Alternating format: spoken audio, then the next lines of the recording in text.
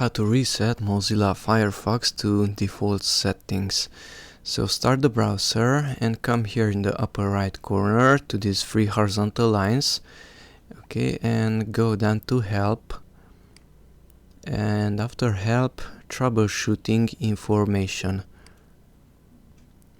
and refresh Firefox. Click on this button. This will remove all your add-ons and customizations, and it will restore the browser to default settings.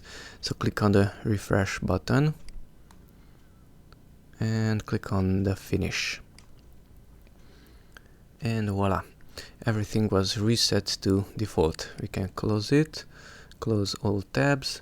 It also created an old Firefox data folder with some settings in it. Okay, and if you don't want those, just delete them, and Firefox was reset to default settings.